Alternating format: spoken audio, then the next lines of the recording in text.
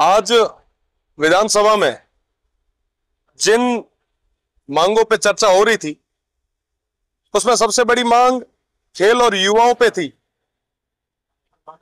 शिव की जनता की बदौलत इस बार की विधानसभा में सबसे कम उम्र का सदस्य के रूप में मुझे काम करने का मौका मिला है। तो युवाओं के दुख और दर्द को समझता हूं। मैं आपको बताना चाहूंगा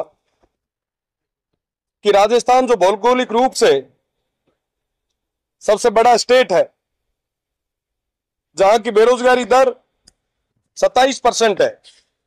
आप देखें कि एक तरफ पूरे देश में बेरोजगारी की दर 8 से 9% है और हमारे पास 27% जो हमारे युवा है वो बेरोजगार है। मैंने प्रदेश की सरकार से निवेदन किया कि आप यूथ पॉलिसी लाएं। यूथ पॉलिसी इसलिए जरूरी है ताकि इस बजट में जिन 4 लाख नौकरियों की घोषणा हुई है, उन नौकरियों को हम समय रहते हुए उन युवाओं तक इसका फायदा पहुंचा सके। यूथ पॉलिसी होगी तो हर एक चीज का एक टाइम पीरियड सेट हो पाएगा। छोटे छोटे जो स्टेट है, असम जैसे, उनके अंदर भी जब असम है, कर्नाटका है, जम्मू है, इन सब में भी अगर यूथ पॉलिसी है तो हम क्यों नहीं ला सकते। मैंने सरकार से निवेदन भी किया, आग्रह भी किया कि अगर आप कहें तो आने वाले 7 दिन में मैं यूथ पॉलिसी बना के आपके समक्ष प्रस्तुत कर सकता हूं। मेरा निवेदन कि आप यूथ पॉलिसी लाएं। यूथ पॉलिसी इसलिए जरूरी है क्योंकि आने वाले 5 साल बाद लगभग 2 से 3 करोड़ युवा हमारे बेरोजगारी के उस आलम में होंगे।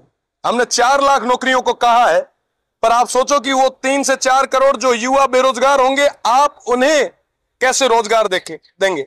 ये हमारे लिए एक बहुत बड़ा चिंता का विषय है। अभी चर्चा चल रही थी कि साहब जो भी युवा है वो नशे की ओर जा रहे हैं। हनुमानगढ़, गंगानगर या सीमांत के कई सारे जो जिले हैं वहां पे नशे का प्रभाव बहुत ज्यादा है।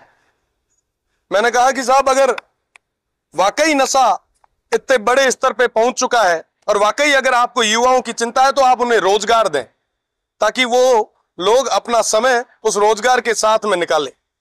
नशे का समय ही नहीं मिल पाए तो कई सारी चीजें हैं जिन पे बात करने की ज्यादा जरूरत है, विशेषकर यूथ पॉलिसी पे। अगर समय रहते हम इस पे काम करते हैं तो प्रदेश के अंदर एक बहुत बड़ा बदलाव आ सकता है।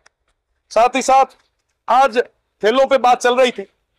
आज से 3 दिन बाद 26 जुलाई को पेरिस में ओलंपिक गेम होने वाले हैं। पूरे विश्व भर से 10,500 खिलाड़ी उसमें भाग लेंगे और भारत के मात्र 117 प्लेयर हैं।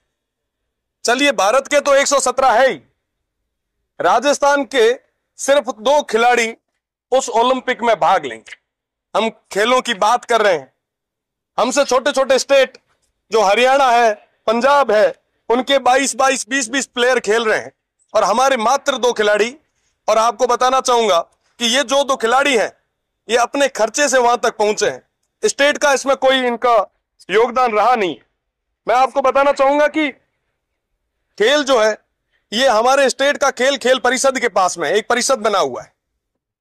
उस परिषद की स्थिति यह है कि हमारे पास किसी तरीके के कोई ट्रेनर नहीं है, खेल प्रशिक्षक नहीं है। कई बार कई सारे साथी इसके लिए मांग भी उठाते हैं, कई बार खिलाड़ियों ने धरने भी दिए, इस मांग को मजबूती से उठाया भी। तो उनकी मांग को देखते हुए मैंने मंत्री महोदय से निवेदन किया कि ये जो समस्या आ रही है, क्योंकि खेल परिषद के अंदर 41 गेम जो है वो रजिस्टर्ड है, 50 हमारे जिले हैं। अगर आप सोचें कि एक जिले के अंदर हमें 41 कोच देने हैं तो भी कुल मिला के 2050 के आसपास प्रशिक्षक हो जाते हैं। पर आप दुर्दशा देखिए हमारे प्रदेश की कि अभी तक 248 पद स्वीकृत है और उनमें से भी 142 पद खाली पड़े। आप सोचो कि साहब जब आपके पास द्रोणाचार्य ही नहीं होंगे तो आप अर्जुन कहां से तैयार करोगे। जरूरत है एक बदलाव की। तो वाकई अगर चाहते हैं बदलाव आए तो हम सबको कमर कस के आगे आना होगा। ये जो खिलाड़ी भाई हैं जो लंबे समय से आंदोलन कर रहे हैं, प्रदर्शन कर रहे हैं, अपनी मांगों को आगे तक रख रहे हैं, उनकी बात को सुना जाना चाहिए। साथ ही साथ मैं निवेदन करना चाहूंगा कि अभी बातें चल रही थी कि साहब पंचायत स्तर पे हम स्टेडियम तैयार करेंगे। और साहब पंचायत स्टेडियम तो आप तैयार कर ही देंगे, पर जिले के स्टेडियम जो बने हुए हैं आप उनके हाल तो देख लें। क्या इंफ्रास्ट्रक्चर सही तरीके से है? क्या वाकई वहां पे खेल गेम्स जितने भी उनके कोचेज हैं, क्या उनकी स्थिति ठीक है?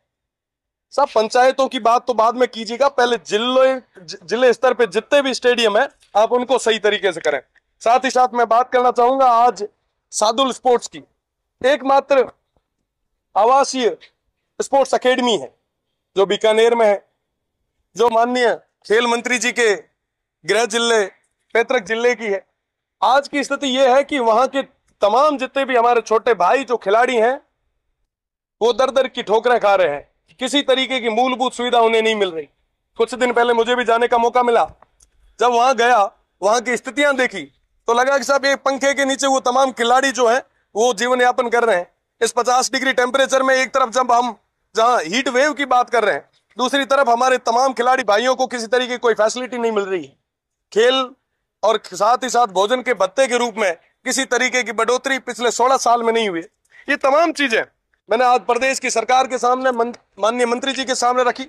साथ ही साथ सेव के अंदर भी हमारा जो स्टेडियम बना हुआ है वो बहुत ही गंभीर स्थिति में है। तमाम गांवों के अंदर भी जहां सीमांत क्षेत्र में है और सीमांत के लोग हमेशा से मजबूत रहे हैं और सीमांत के तमाम जितने भी वो जिले हैं वहां से बेहतरीन खिलाड़ी हमेशा स्टेट का रिप्रेजेंटेटिव उन्होंने किया है, देश का रिप्रेजेंटेटिव उन्होंने किया है। तो उन सभी को आगे बढ़ाने के लिए भी मैंने इनसे निवेदन किया। तो ये तमाम चीजें आज इस मांगों में रखा है। और साथ ही साथ मैं मीडिया बंधुओं के माध्यम से प्रदेश की सरकार से निवेदन करना चाहूंगा कि वर्तमान में बिजली संकट बहुत बड़े स्तर पे है। हर पंचायत की, हर तहसील की, हर जिले की स्थिति बिजली के मामले में बहुत विकट है। आप जल्द से जल्द इससे निजात दिलाएं। आम जनता बहुत परेशान है और आने वाले समय में बिजली पे जब भी चर्चा होगी प्रदेश की और विशेषकर मेरे बाड़मेर, जैसलमेर, बालोतरा की और साथ ही साथ मेरे उस देवतुल्य शिव की जनता की बात को मजबूती से रखा जाएगा। बहुत बहुत धन्यवाद।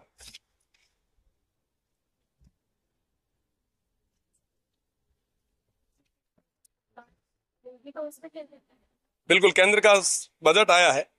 वर्तमान में तो हम लोग यहाँ पे स्टेट के बजट से जूझ रहे हैं क्योंकि शिव का नाम भी कहीं नहीं लिखा गया। तो अब लग रहा है कि जब डिमांड्स आई है तो मजबूती से बात रखेंगे शिव के लोगों की, बाड़मेर, जैसलमेर और बालोतरा के लोगों की, और निश्चित रूप से कल आपको इस पे पूरे तरीके से स्पष्टीकरण भी देंगे। धन्यवाद, बहुत बहुत धन्यवाद आपका।